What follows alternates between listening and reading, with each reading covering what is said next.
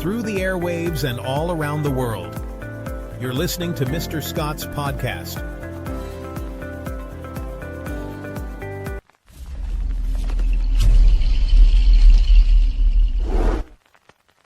Hey, what's going on, everybody? I'm Mr. Scott from Mr. Scott's podcast. I hope you guys are doing well out there. Today I'm going to be sharing a very special testimony from Lola Sheen. Lola is the daughter of Hollywood celebrities Denise and Charlie Sheen. And she shared her testimony. I listened to it. I thought it was a blessing. And so I'm going to share it with you guys. I hope you guys get a blessing out of it as well. So yeah, Lola Sheen, her Christian testimony. Let's roll it. All right, you guys, let's get into this. This is my testimony. So if you see me looking down, I'm looking at a notebook. One of my best friends, Andre, he is my dear brother in Christ. I love Andre so much. And we wrote down a bunch of notes and just little bullet points that I'm going to be talking about. So you take a deep breath and just speak from my heart. Okay. So this is starting from obviously before I knew Jesus. When I was younger, I was born into, well, not just when I was younger, but yes, I was born into a family that is a part of the industry. My parents are famous, and I grew up very differently from the people that I was around. I never ever felt like, it just felt like my normal growing up with famous parents. And I didn't really realize how different my life was from everyone else's until I got to elementary school. Elementary school, as sad as it is to say, was a very, very difficult period of my life because you're so young and you're so easily exposed to so many things because you don't really know how to protect yourself when you're that age. I was probably 9 or 10, and I went to this school, and there was a lot of stuff going on with my dad at the time. There was a lot of things in the news going on with my family, and my mom, never told me that much that was going on, but that did not stop it from being on the news. And so I remember in elementary school just coming to school and wanting to make friends and everything, and then people coming up to me and saying some things about my dad and making really, really ungodly, rude jokes in my face about my dad. And this really affected me because I really did not have any friends when I was in elementary school. I did meet my best friend to this day, Sarah. I did meet her there, but other than that, I just really felt so alone in elementary school because I just felt like I was such an outsider because I'm like, oh my gosh, no one else has parents where everyone can just read about. This is so weird. And it also was very hard for me to trust people and make real friends when I was in elementary school because I never knew if someone was just talking to me because they wanted to get to know my dad or my mom.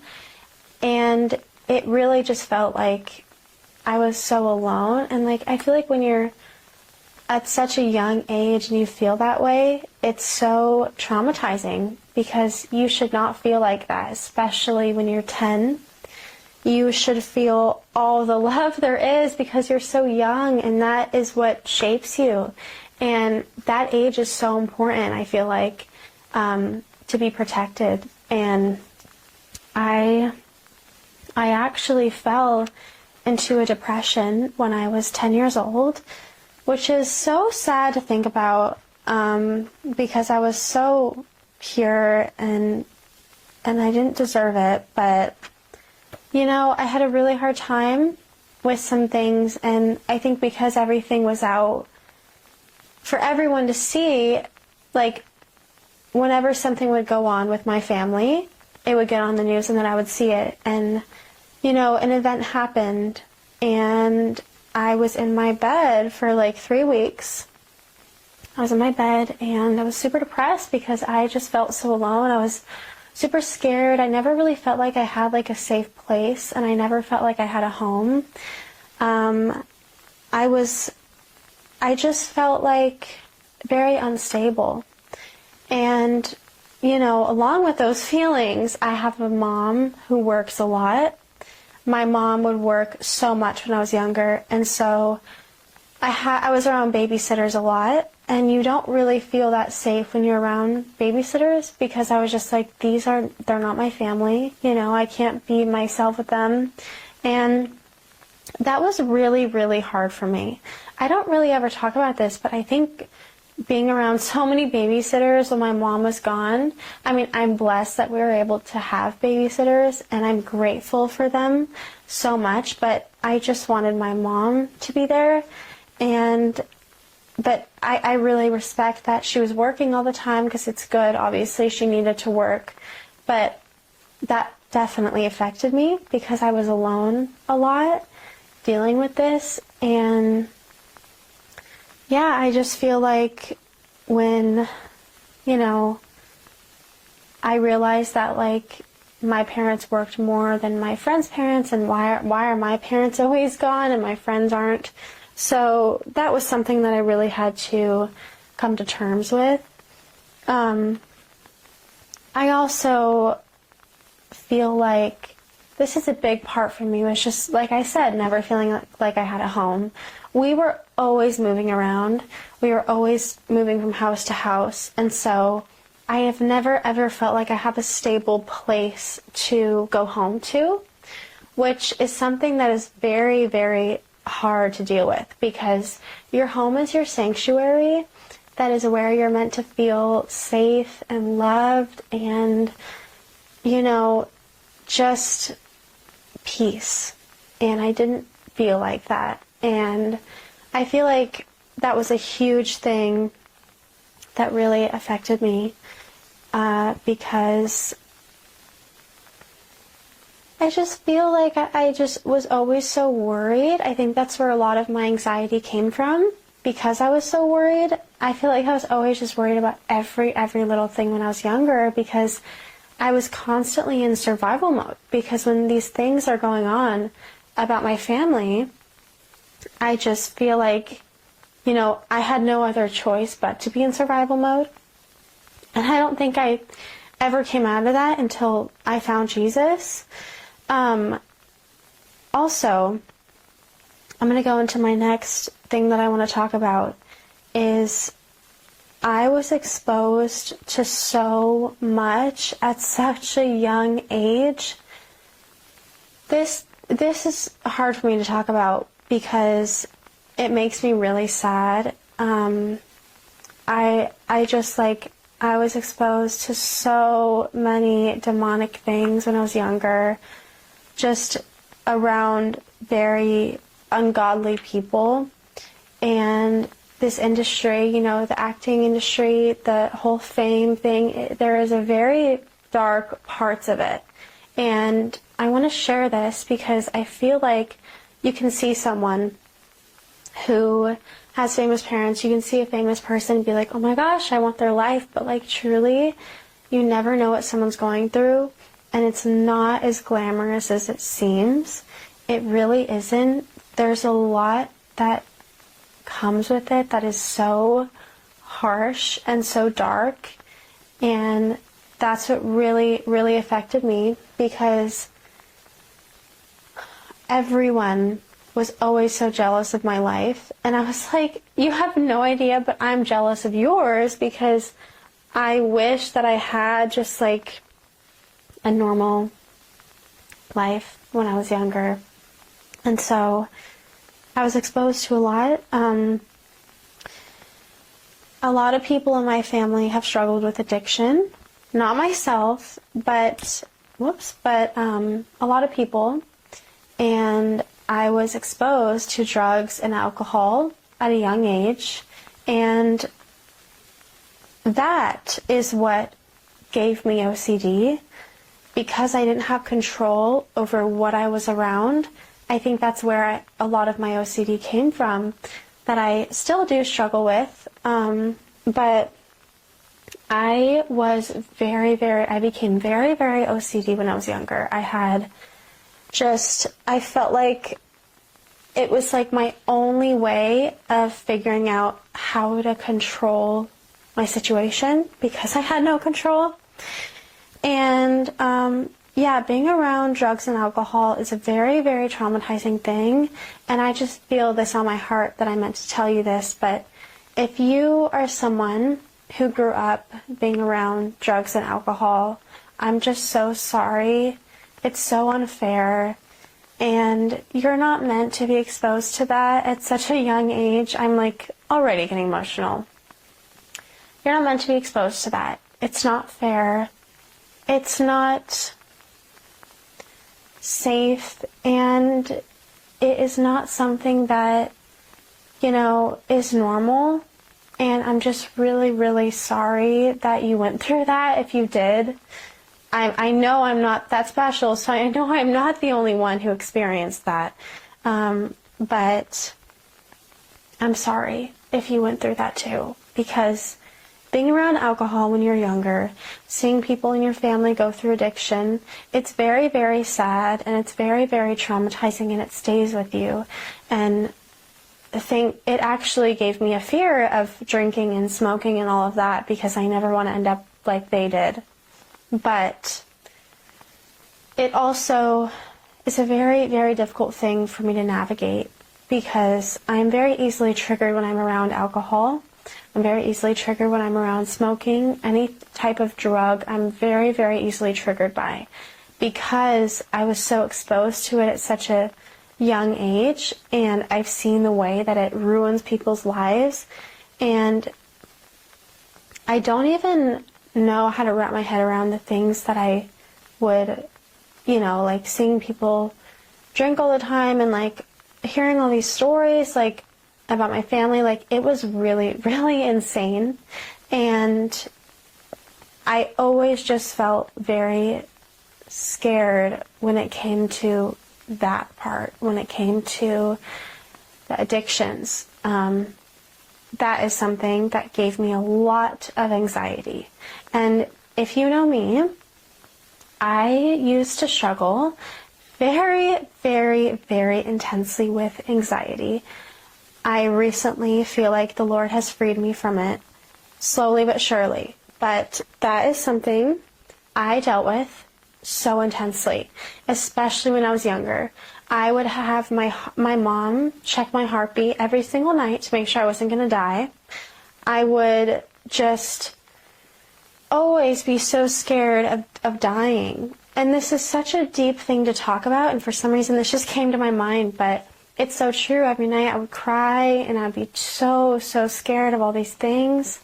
And that's not how life should be. Life shouldn't feel like that. Life should feel joyful.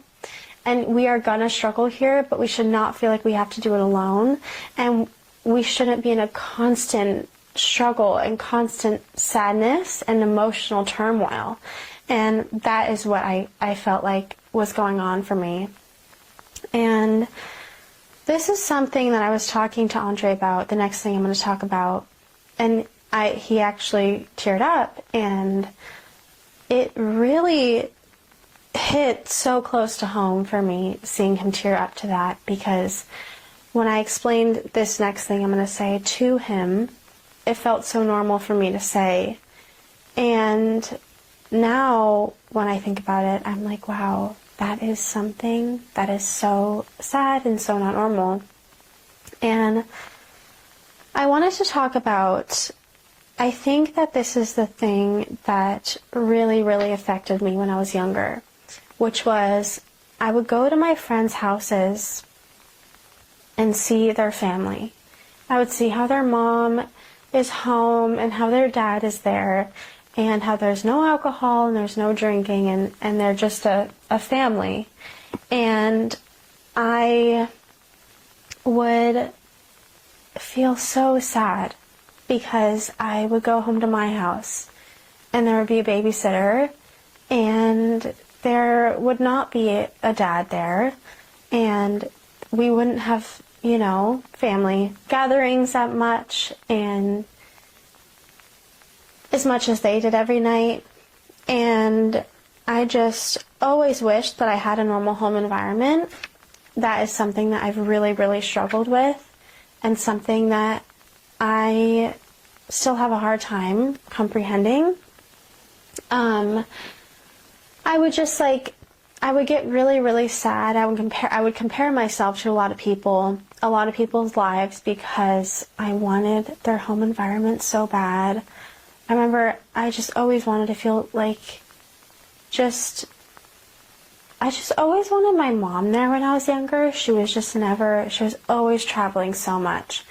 And I think if you are someone who also grew up with parents who were always on the go and always traveling, I fully get how you feel, because not only did I compare myself to how the other person's home environment would be, like their family, where there would not be any just chaos, but I also would compare the fact that their mom was a stay-at-home mom, if they were a stay-at-home mom, or whatever it was. I just always felt like I just really wanted their life. And now that whenever I talk about this, I'm like, you never know what goes on behind closed doors. Of course, there is going to be a struggle in every single family, no matter what. That's just how life is.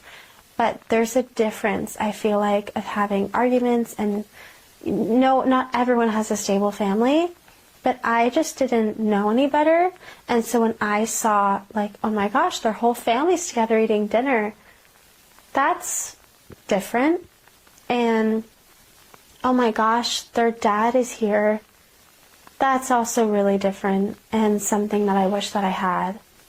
And it's something that is really hard for me to talk about. This is something that hits very, very close to home for me. I always longed for a relationship with my dad when I was younger. He dealt with a lot of addiction.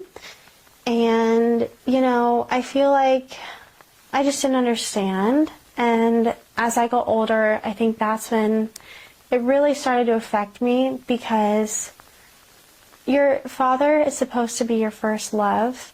He is supposed to be the one who you want to be like, who you want your husband to be like, who you just look up to. And for me, I just didn't have that example. And that really, really, really is sad for me to even think about now and just to talk about, because when you're so young, you need a dad, you need a fatherly figure to be there for you, to guide you and to encourage you and to make you feel beautiful, and to do things that you're meant to do with your dad. Even father-daughter dances I always longed to have. And just for a normal relationship with my dad, to come home and see my dad there. And this is something that I still deal with, is just like, I still now go to my friends' houses and see their dad there, and see the way that their dad, is married, and their parents aren't divorced and everything. And I'm just like, it's still, like, even to this day, it's still hard for me. I'm not going to lie. I'm going to be completely transparent. I still do deal with this, and not as, like, intensely, because, of Jesus now. But this is something that is very sad for me to think about. And I still wonder why it had to be that way. I wonder why my parents had to get divorced when I was so young, because I didn't grow up with my dad. They were divorced when I was like 6 months. So I never had a dad around. And I feel like that can take a toll on you in so many ways. And it definitely did. I just wanted to to share that, like, I know I'm going to be talking about this when I found Jesus, but that is another thing that Jesus has really, really, you know, been very patient with me, because it's something that still comes up, and it's something that I'm still trying to navigate. It's just thinking about why I had to be so lonely without, you know, a fatherly figure when I was younger.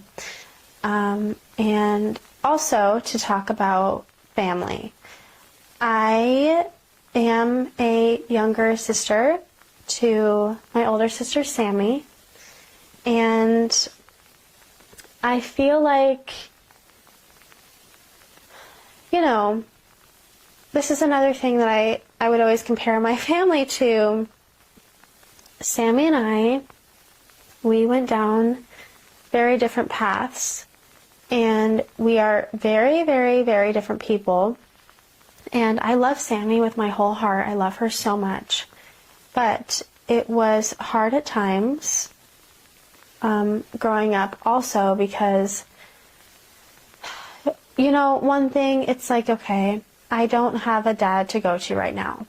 My mom is working, and then, you know, that's where my sister would come in to go to. But I also never really felt like I could go to Sammy because I feel like she was always like in her own world with her friends and everything. And so this left me feeling very lonely because Sammy and I are so different. I feel like it really discouraged me, and it made me feel just very alone because she was also dealing with things mentally, and I just never felt like I had somebody. I never felt like I had someone. And it's really sad to think about, but it's okay because it's just my story. And I just never ever felt like I had someone to talk to. I never felt like I had someone to just be there for me. And I never felt like I could just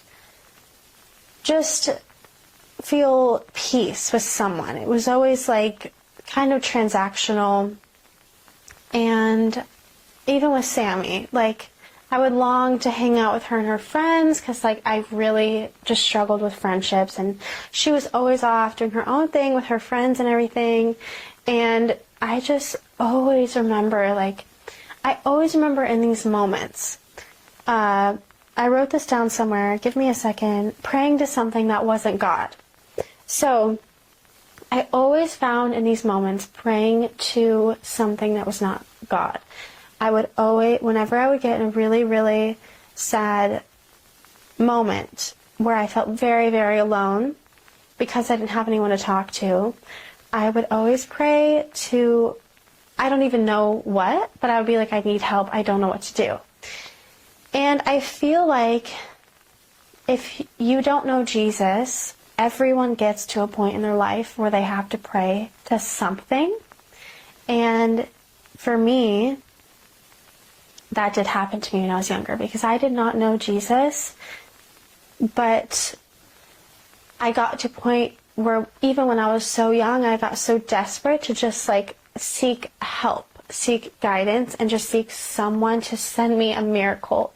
That is something I always would pray for, and that just came to my mind, so I knew that that was God because I have not thought about that in so long, but I would always pray, just send me a miracle. I did not know who I was talking to, but I was like, I need a miracle. I need someone to talk to. I need just to be okay. I would always pray to just be okay. And I think this led into something that I hate talking about, but this just shows that God is so good.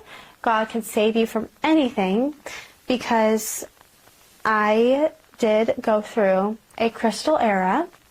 I went through psychic readings, and I went through seeking wisdom, searching for some other form of wisdom somewhere else, you know.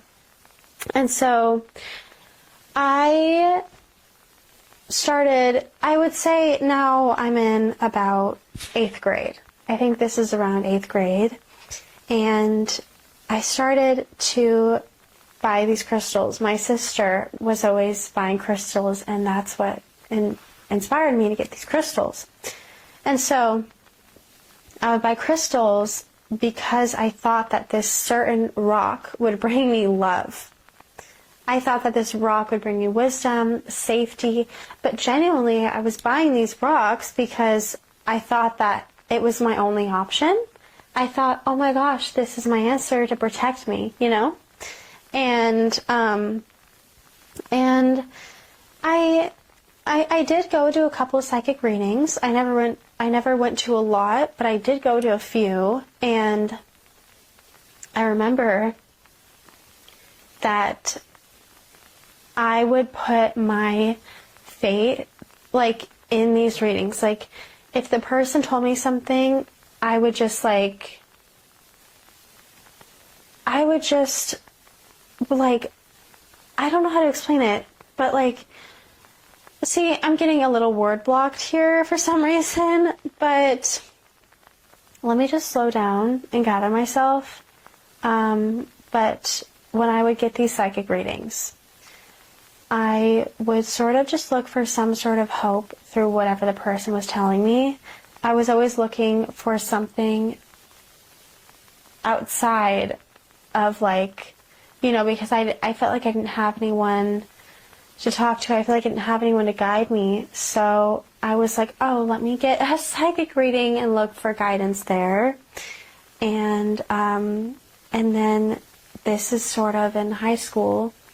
But yeah, a lot of my friends were also buying crystals and stuff like that. So I did go through that whole thing.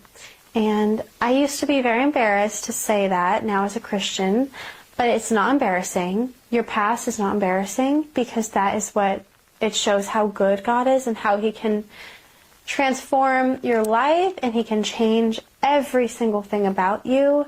And that was BC Lola. That was not me now. And I just, you know, I was looking for some sort of comfort. I was looking for some sort of just guidance in my life. And this is now around high school. In high school, I tried out the whole partying thing. I was partying and I was drinking sometimes just to fit in, and I never ever felt good enough. I also never ever liked drinking, but when I got to high school, I never really was a drinker ever. I just would drink sometimes to feel cool. And the times that I did drink, you guys, I would have literally like the worst panic attacks of my life. I hated getting drunk. I hated the feeling of feeling drunk. It was so scary to me because I felt so out of control. But I did it because I wanted to fit in with the people that I was around. And I just look back and I wish that I never did that, because I'm just like, it just doesn't matter what people think, and you should never do something just to fit in. But that's what I wanted to do, because I think I just was so lost and I didn't have any guidance. I didn't have a foundation. So I was following in the footsteps of so many people. I was such a follower. And this is the hardest era of my life to talk about. The next thing that I'm going to get into, this is sophomore year. If you know me, you probably remember me from sophomore year. I went through the deepest depression of my life in sophomore year. I'm trying to figure out how to summarize this in a way where, I don't have to say too much, because I don't want, I feel like I don't want to trigger anybody. So, trigger warning, I just wanted to say that. There is a trigger warning for depression and suicidal thoughts, and if that is going to trigger anyone, please click off this video, because I do not want you to be triggered. But that is what I will be talking about now. I was going to this high school, And this is just like sort of when I was trying to just find my people. And I was living with my mom, and then I ended up moving out of my mom's house for a little bit and living with my dad.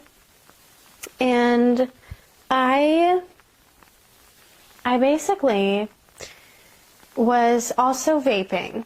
If you're wondering, I did get into vaping. I do not vape anymore, but I have not vaped in 3 years, but I did get addicted to nicotine. And this was just because I was also trying to fit in. And it shows that trying to fit in can lead you to really, really bad things, because I was trying to fit in and have a vape for fun, and then I ended up getting so addicted. So during this time of sophomore year, I was very addicted to nicotine. And I remember this one night, I was in my dad's house, and this was before I hit rock bottom, but this was like a couple moments before. But basically what happened is I had a really, really bad panic attack after I hit this vape. And ever since that night, I never hit the vape again. We're just going to stop talking about nicotine because it's really not relevant, but I just wanted to say that that is something that I fell into because of following other people. But I had a really, really bad panic attack this night because something triggered me, and it brought up a couple things from when I was younger. And I remember in this moment, I was living with my dad. I was in his house, and I was in my room, and I just remember my entire world switched, like literally this. Like it was like everything was just dark. It was like I had this panic attack, and everything just went so downhill. And genuinely, the next day, I woke up so depressed. It was like I was just hit with the biggest wave of depression. And the thing that I used to do when I would get depressed is I would isolate myself. I would put myself in my bed because I didn't want to move. I didn't know what to do. I didn't know what to think. I didn't know how to get out. And I was so lost. You guys, this is like one of the worst periods of my life because I was inside for 3 months straight. I did not leave my room for 3 months. And genuinely, when you think about that, that is a really, really long time to be in your bed. And not only was I just in my bed laying down, I was battling severe depression and really intense suicidal thoughts. And when you are going through this, it is really, really, really scary because I did not think that I was going to make it out of that room. And I was looking for every single form of hope to live. I was looking for every single, just anything I could grasp onto to keep myself on this earth.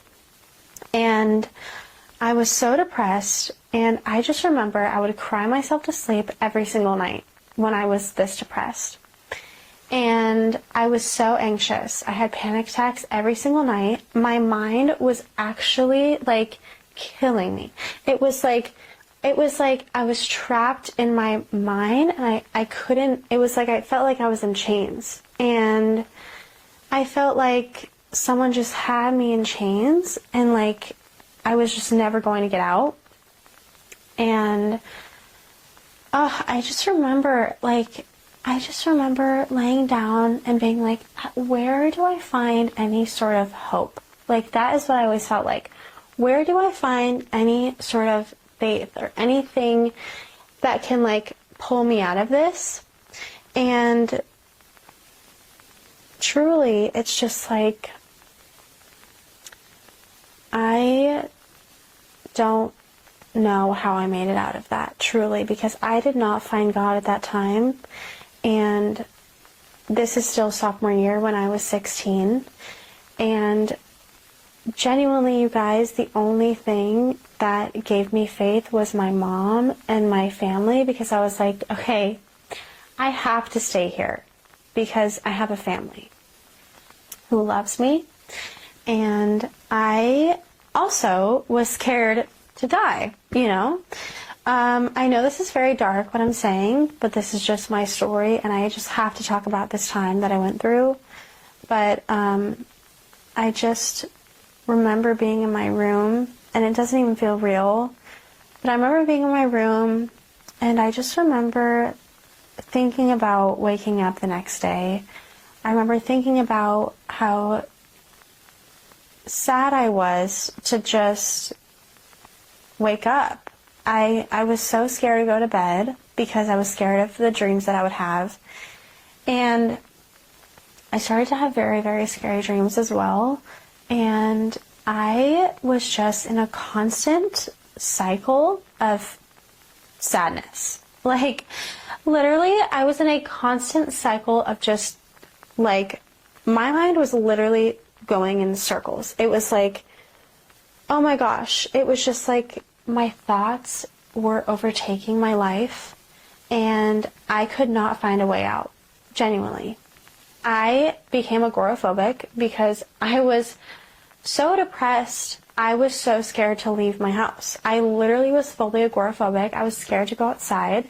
And when you aren't going outside, you actually sort of feel like you're going crazy, because there's a thing called cabin fever. And for me, I really think that I had that. It was just like, I just did not leave the house. I had a Life 360, and I had to turn it off because it would get too long where I was home, and it was embarrassing, so I deleted it. But, oh my gosh, it's raining so hard, but this was a time in my life that it changed me forever, and it was very, very, very dark. I started therapy in this time, and I was just really looking for anything to save me, honestly. I just feel so bad for anyone who's ever dealt with depression, because it's not even something you can really explain, and it's not something that is just like one and done, you're going to be fine. It's like, no. Depression is something that is so scary, and it's so hard to deal with when you don't have Jesus. And for me, I did not have Jesus at that time, and I had nothing to give me life. I had no hope. I had no faith. I had absolutely no way of believing I was going to be okay. So I was basically hanging on by the tiniest thread you could ever think of. I have to bring up Harlow right now. Harlow is one of my best friends. Harlow was by my side during this time. And I don't know if Harlow knows this, but this one night, it's actually like so sad, but this one night I was thinking of what would happen if I ended my life. And I was going through all of the ways, and I was like, okay, seriously, what would happen? I don't think anyone would care. This is what was going through my mind. This is what happens when you get depressed, and this is what happens. This is what suicidal thoughts will tell you. And it's a lie. It is a lie from hell. But I did not know that. I didn't know that I was being attacked. And this one night, I basically was really, really, really thinking about ending my life. And if I did end my life, I would not go to heaven at that time. And that was something that I obviously didn't know. And I texted my friend Harlow, and I basically was telling her how I didn't know what to do. And Harlow, if you're watching this, you saved my life that night, because Harlow sent me this paragraph about why I belong here.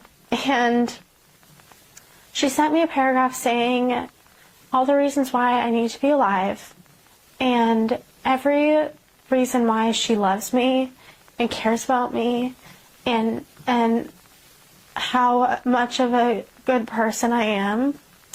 And I just remember reading her paragraph, and I remember having faith that I could make it to the next morning. And Harlow, if you're watching this, you saved me that night, because truly this is a time that was so hard for me.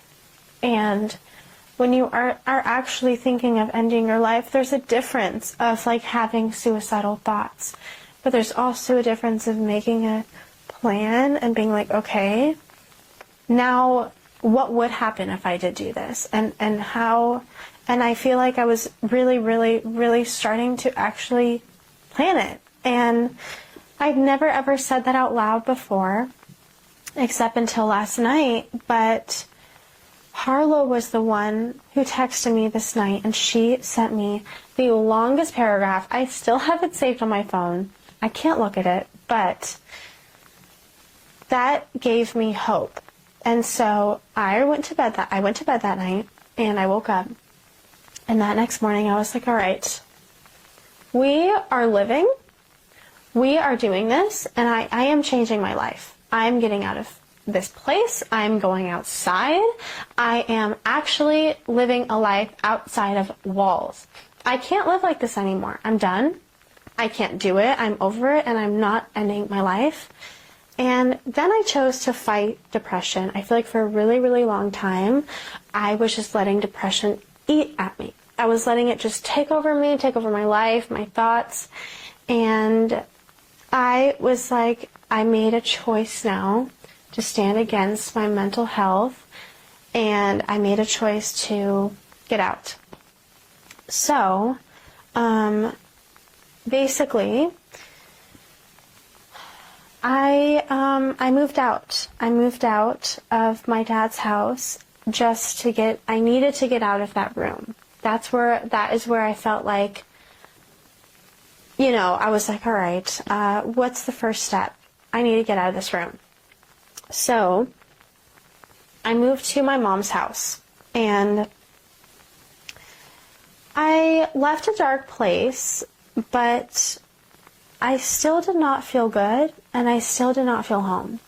I feel like I left a really, really dark place, and I did go to, a new place, but I still felt like something was missing, I still felt really, really dark, and I didn't feel suicidal anymore. But those thoughts did still creep in. But I did really, really feel better that I wasn't in that room anymore. I felt like I had more of a hope, and I felt like I could really, really get by now without really fighting to get by.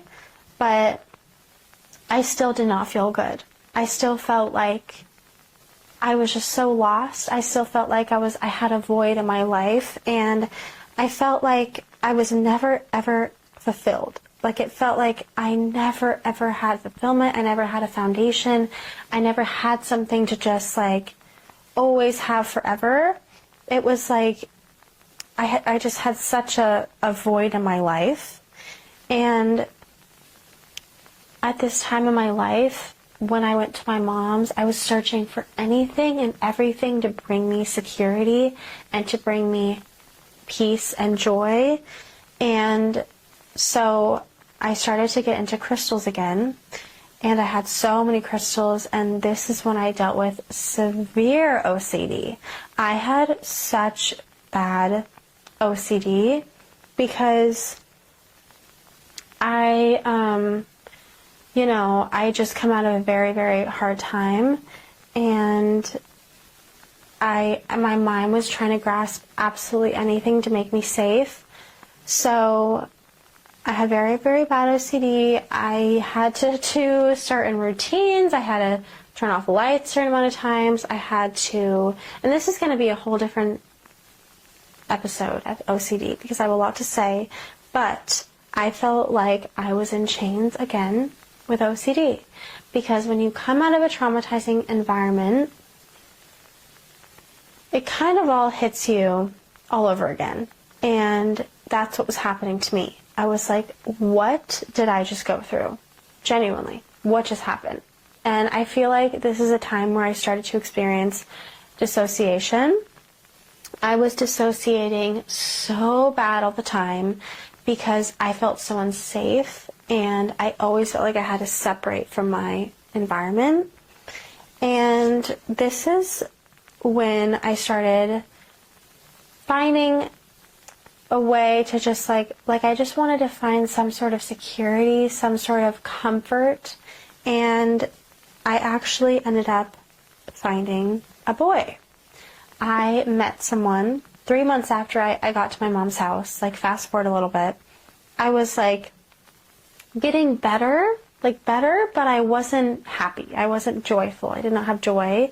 I had very just short happiness. I would find something that made me happy, and then, it wasn't everlasting, it wasn't substantial, it wasn't eternal. But I did meet someone. I met my first ever boyfriend.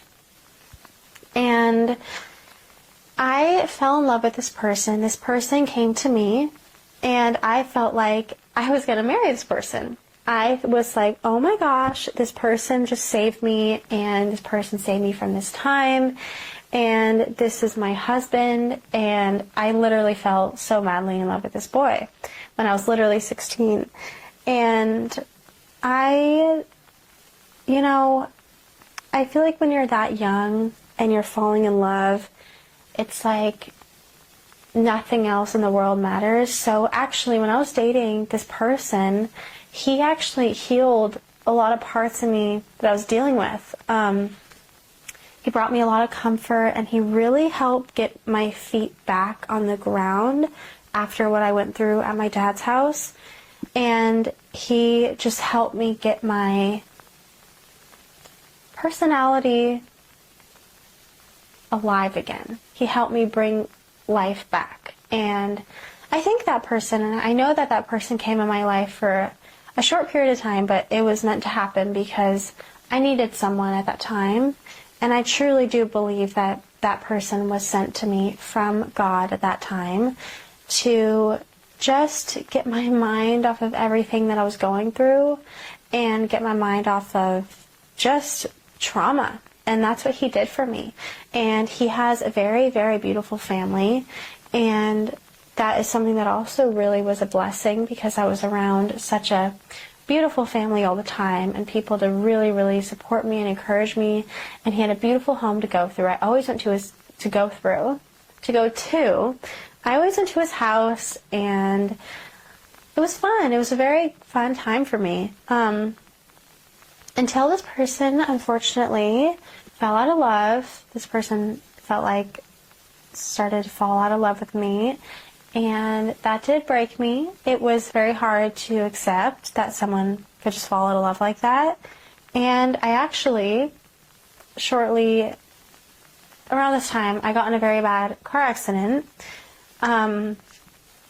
So it was like I got happiness, I got security for 2 months, and then my life was changed like that again. Snap of a finger, I got in a car accident and was traumatized all over again. I was sent into a very hard depression because I just lost the love of my life. And I know this person is not the love of my life, but at that time I thought he was, and I felt like I lost the love of my life. And I also almost lost my life to a car accident. And this car accident changed my life to this day. Because when you are in a situation where you almost lose your life, you see life so differently after. It was like I had a new set of eyes, seeing life and appreciating moments differently, because I didn't realize how fast it could change. It was like 1 minute I was with my friends, we were on a canyon, next minute the ambulance was there, and it was like crazy. It was so traumatizing, but it changed me. It changed the way that I am safe, and it showed me also that anything can be taken away from you, just like the boyfriend that I had. And I was putting my identity in him. I was putting my just life in him, because I was like, he was really all I felt like I had. And then it was taken away so fast. I was like, what do I do now? What do I do? I don't know. And this, once again, I started struggling with OCD again. And I was really, really scared to drive. And I didn't drive for a couple months. And I was really, really scared to get on the road again. But I realized that I can't let this scare me forever, for the rest of my life. I have to get back on my feet. And slowly but surely I did. But I did end up going through a very big party phase after we broke up. I called it my reputation phase at the time. That is what I called it. I called, since we broke up, I'm going to have fun, I'm going to go to parties, and I'm going to just have the time of my life. And I was just still looking for something to fulfill me. And it was a cycle. It was literally a cycle. I would find something that would make me happy. It would leave, it would break me, and then I would be left absolutely empty. And then once again, try and find something to fulfill. It was a constant cycle of my life of trying to find something that fulfilled a void in me, and I could never ever find anything right. It was like nothing would stay, nothing would work. It was just like nothing brought me joy. Nothing brought me joy. And this is about when I turned 17. This is when I turned 17, I got in the car accident. So I started to deal with very bad insecurities. When I was 17, I started to really hate the way that I looked, and I was seeking for so much validation in my life. I was seeking for validation in so many things, and I never ever felt validated, and so I never felt like I was enough. I feel like I was always just like looking for all of these ways to feel pretty enough and to feel good enough, and I never felt liked by any guy after that person and I broke up, and it left me feeling very unworthy. I felt like I was never ever going to be liked by a guy again, and I felt like I wasn't pretty enough. I felt like, okay, if I fix this, I'll be pretty enough. If I wear this makeup, I'll be pretty enough for a guy. And I was trying to do all these things to just feel validated by somebody. And it doesn't matter who it was, I would act different to feel, I would feel like I just wouldn't talk when I wanted to, so that people wouldn't judge me for talking too much. I didn't laugh as much anymore because I was embarrassed of my laugh. Like every little thing I was embarrassed about. And I was just mean to myself. And this is something I know I'm not alone in. I know that when I did not have Jesus, I looked for so many ways to feel validated. And when you are looking for validation in the world, it will never, ever, ever fulfill you. It will never, ever bring you validation. It will just leave you feeling empty. Because when you are putting your identity in people of this world, it is not substantial, it is not a firm foundation, and it is something that can break you like that. Because let's say my identity was in this one person, okay? And this one person was making me feel so good. This one person was making me feel so happy, so beautiful, so everything. And the next minute, this person told me that I was ugly, I was unworthy, they didn't want me in their life anymore, and they dropped me like nothing. How am I going to feel if my entire identity was in that person, literally broken and left, and that is what I was doing? And so I felt very alone, and this is when I found my love for Hawaii. Now, I am not going to talk that much about Hawaii in this episode because Hawaii is going to be a completely different episode. I want to share my entire journey of Hawaii and just Hawaii, but I did go to Maui in September of 2022, and I fell in love with this island. I was so happy there. I felt like the light was brought back in me from the time of the depression I experienced when I was 16. I felt like I was being healed by the people there and just by the life there, the ocean water. I felt like it was like, oh my gosh, this is everything I ever needed. Like, this is like the answer. I was like, I just need to, stay here forever. And when I was in Maui, I had a moment where I was like, wait, I'm going to have to leave, and I'm going to go back home, and I'm not going to be happy anymore. And I was like, even though it was fun, and even though it felt like enough at the time, it was only a temporary relief to what I was dealing with. And I felt like after I got home from Hawaii, I experienced a lot of moments where I would seek so many different temporary reliefs. I would go to the beach to escape. I would go hang out with friends. I would, do all these things, go shopping. And then the reality would really kick in, and I would realize that I am not happy. I still have a huge void in my life, and I still am depressed, and I'm just anxious all the time, and I don't have something that is never going to change. I didn't have something that was always there for me no matter what. And then I turned 18. The year of when I turned 18 is when I started to deal with severe depression again. I turned 18 in Hawaii, and it was a beautiful, beautiful birthday. I'm so grateful I was able to turn 18 on my favorite island. But this is when my life forever changed.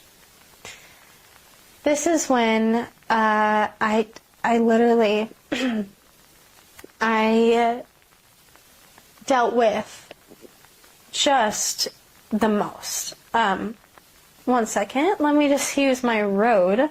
I just bought this, so sorry, my lips are so dry. But you guys, this is a very deep thing for me to talk about, and I pray, Jesus, right now that you give me the strength to speak on this. So we ended up moving out of the house I was living in into a townhome, and we moved into this townhouse in the summer of 2023. I don't know what happened. I think that I got triggered by something, and I think something from my childhood was brought up, but I fully hit rock bottom. I fully hit this is when I really felt like my life was over. I think during this time I was, I just felt like I had no way out. Because the thing is like, the reason why I really felt like this was it for me was because I was already in therapy for years, for like 3 years. And it was different because when I was at my dad's house, I just started therapy, and then that's kind of when I left. But I was like, okay, I've been in therapy for years. It's not working. And I have no one right now. And when I was in that apartment, this is when I seriously was the worst version of myself. I was so broken. I was so lost, and I wanted nothing to do with life. I remember having the tiniest bit of hope, and I don't know where I got it from, but I was like, I am not giving up because I know that I can't give up, but I'm scared that it's going to kill me. And that's something I was always so scared of. Like when I was in this deep, dark depression in that room, I was always so scared of it somehow killing me. I knew that like I was not wanting to end my life, but I did not want to be here. And I feel like when I dealt with this again, it kind of just felt like my life was a lost cause. I kind of just felt like my life was worth nothing. I felt like it was just going to be dark forever. I was like, there's no point. There's no point anymore.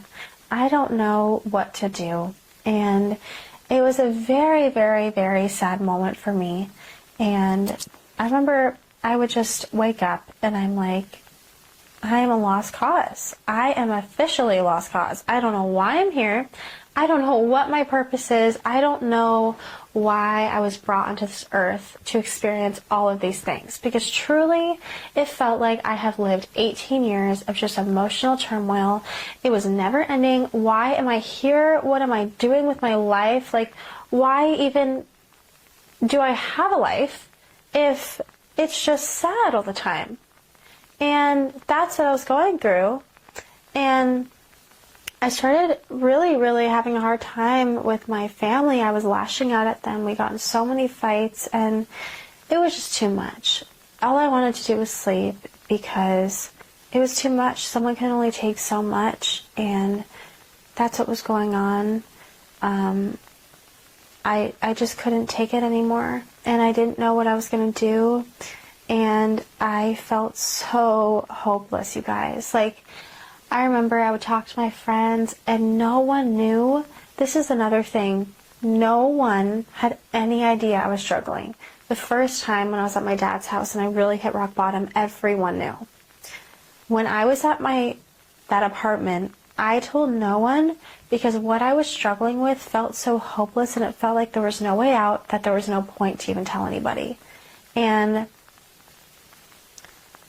people, you know, my mom, I guess, could notice, but it was like, I never ever was like, hey, I need help. I'm really struggling, because I just felt like such a burden, and I felt like there was no point. Like, I feel like no one would listen to me, and I just felt like if I were to seek advice or seek help or whatever,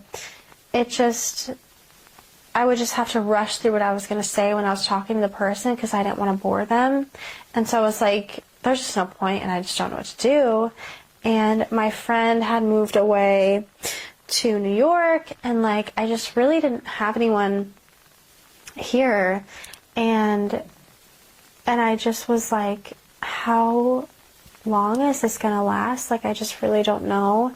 I don't know how to get out. I don't know how to be happy. I don't know how to do any of these things. And this is when my life was forever changed. This is when my life, fortunately, took the best turn ever. This is when I met Jesus. I need to take a break for just a second.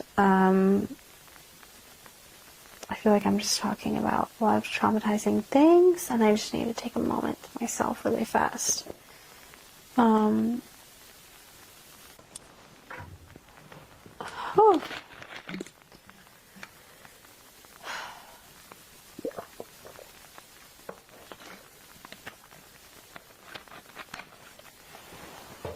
You guys, I literally have the worst headache of my life. I think I'm actually being attacked by the enemy.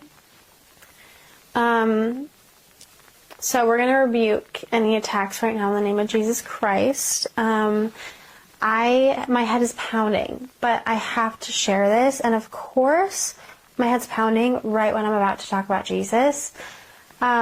So I think we just need to take a moment to pray, because I truly do feel a little attacked at the moment. And we're just going to get into prayer really, really fast.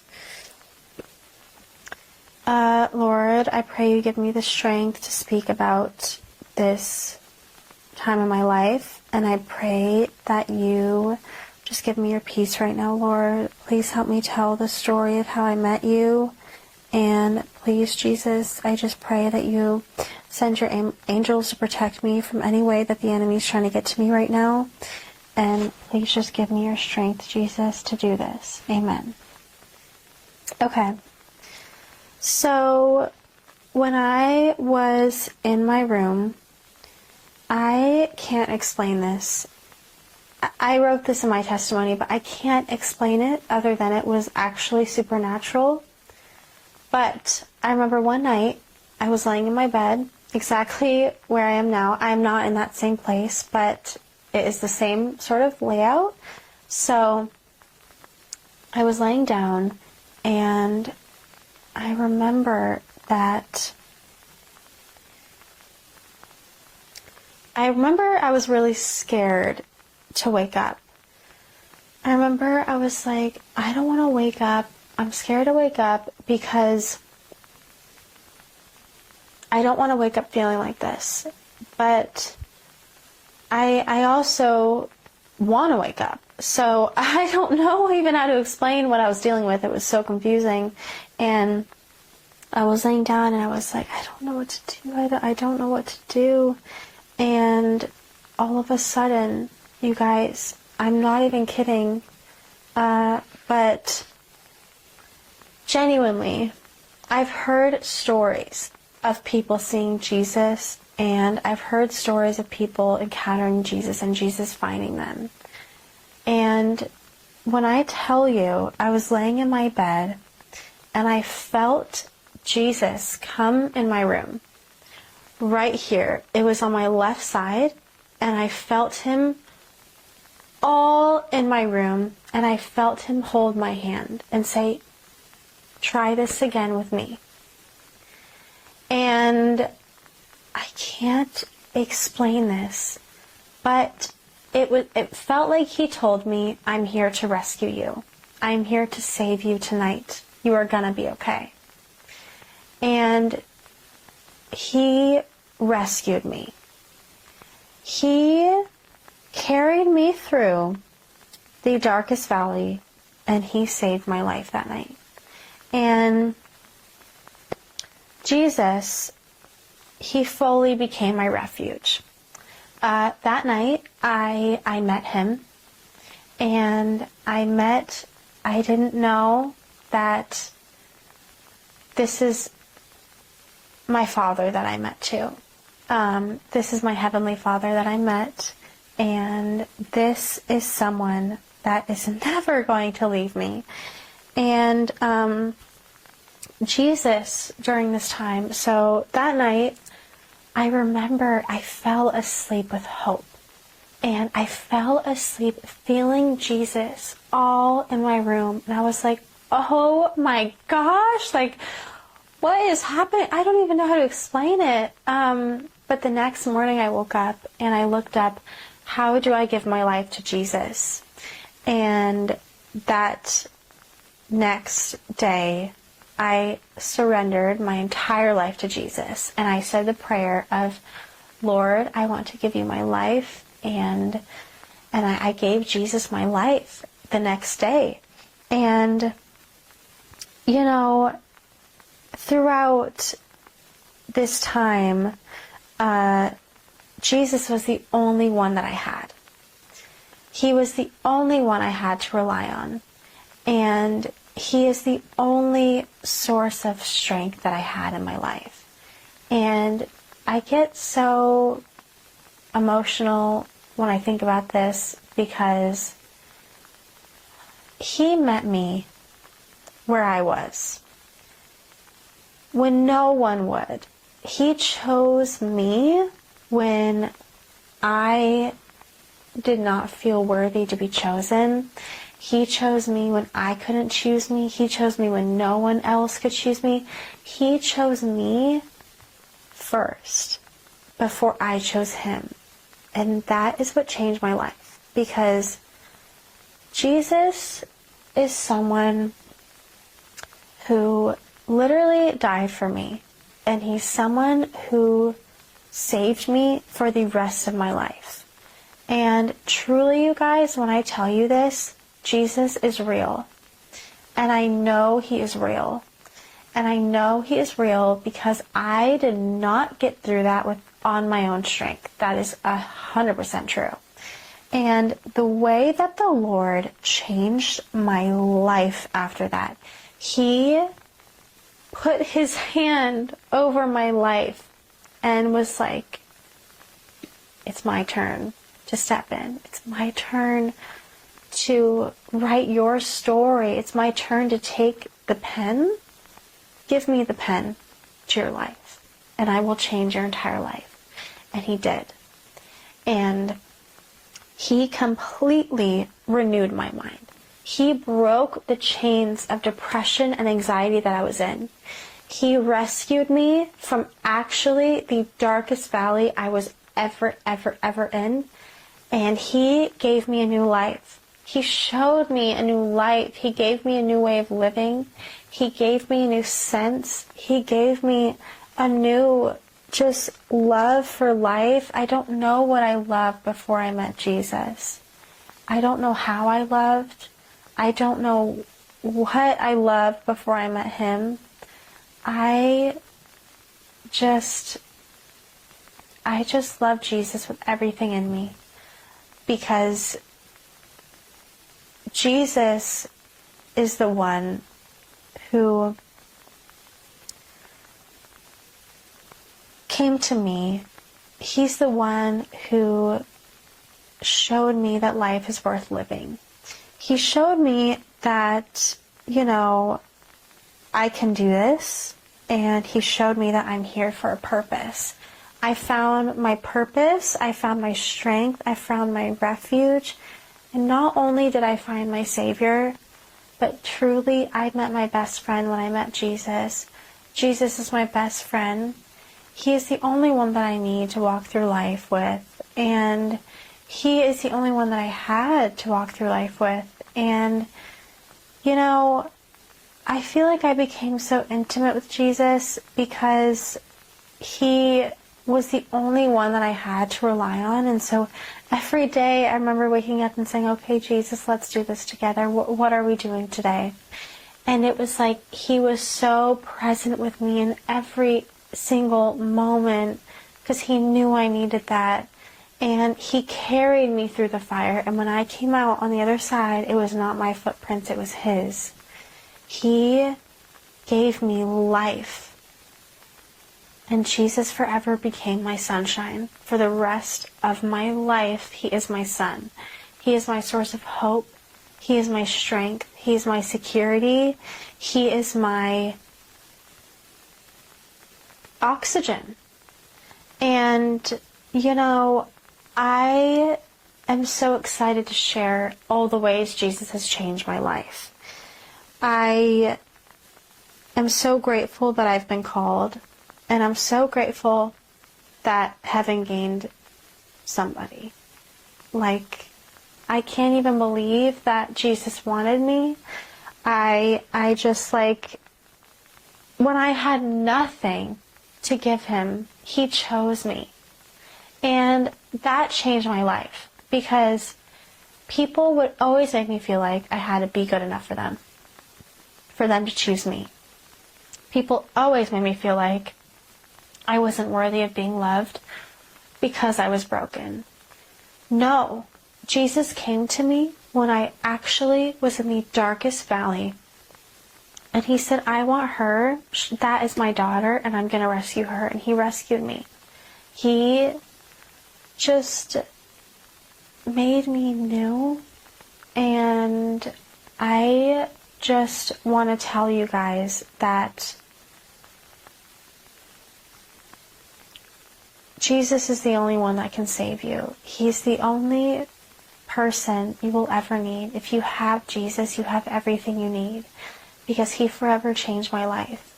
He gave me another chance. He gave me a new story. He gave me a new heart. He gave me a new mind. He gave me a new body.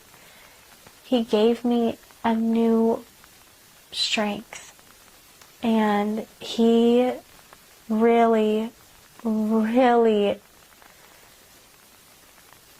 is just like everything in life.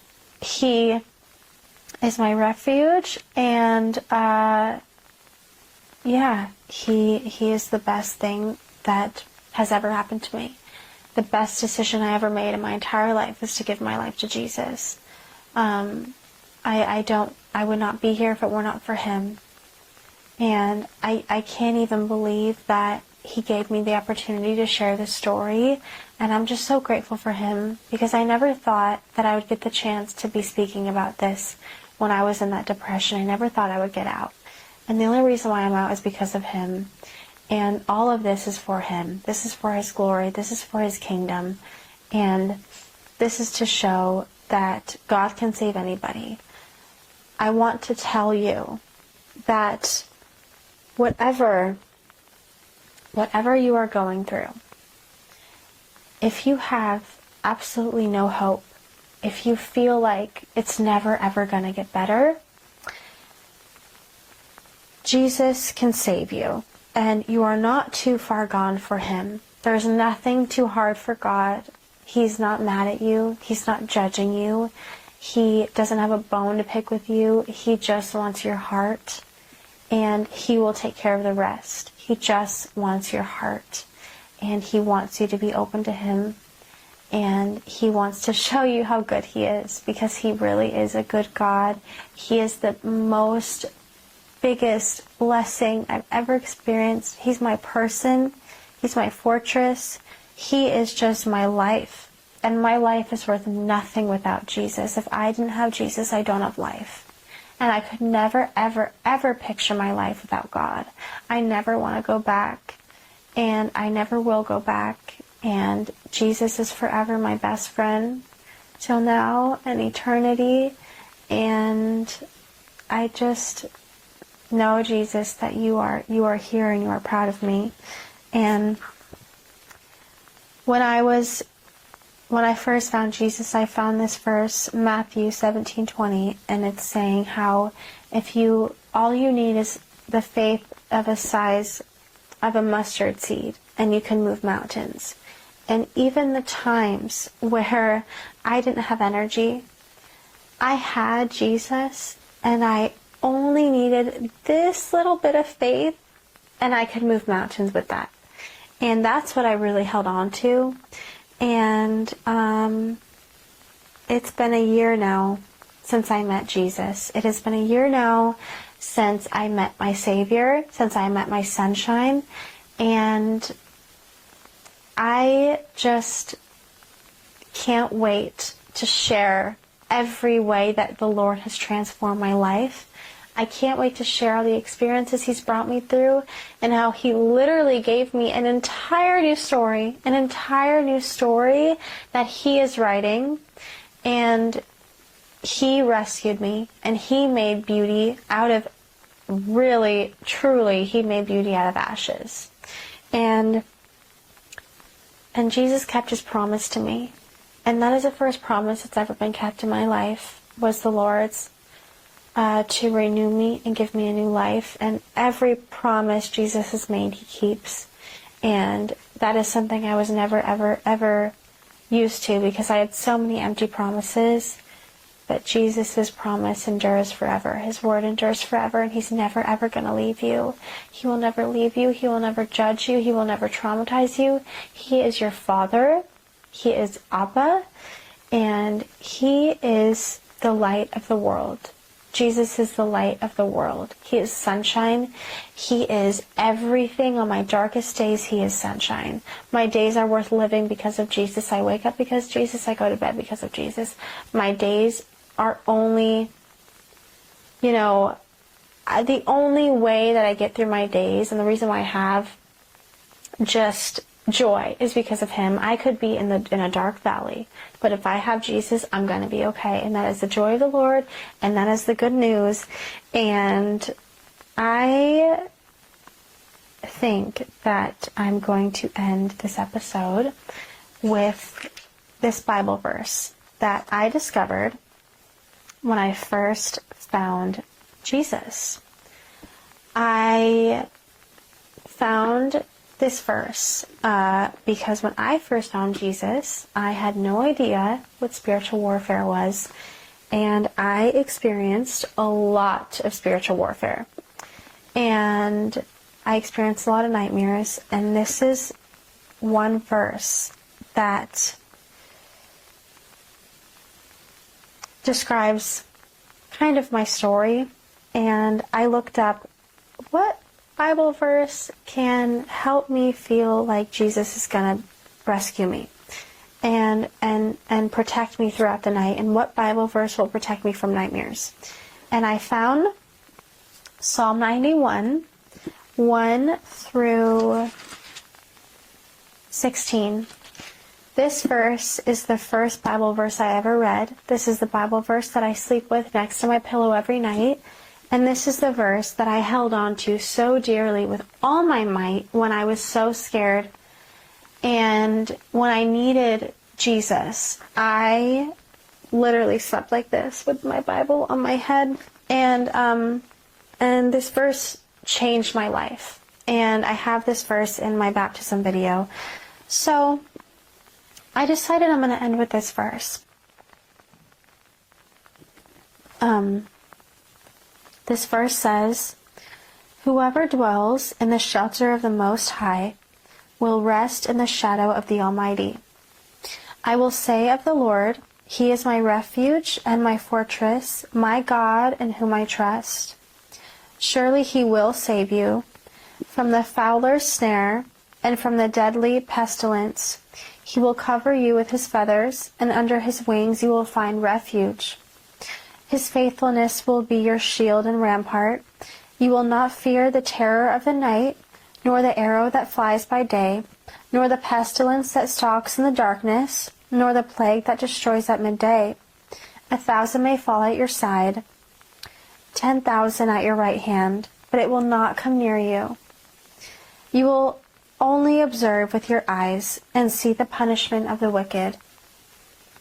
If you say, 'The Lord is my refuge,' and you make the Most High your dwelling, no harm will overtake you, no disaster will come near your tent. For He will command His angels concerning you to guard you in all your ways. They will lift you up in their hands so that you will not strike your foot against a stone. You will tread on the lion and the cobra. You will trample the great lion and the serpent. Because He loves me, says the Lord, I will rescue Him. I will protect Him, for He acknowledges my name. He will call on me, and I will answer Him. I will be with Him in trouble. I will deliver Him and honor Him. With long life I will sanctify Him. With long life I will satisfy Him and show Him my salvation."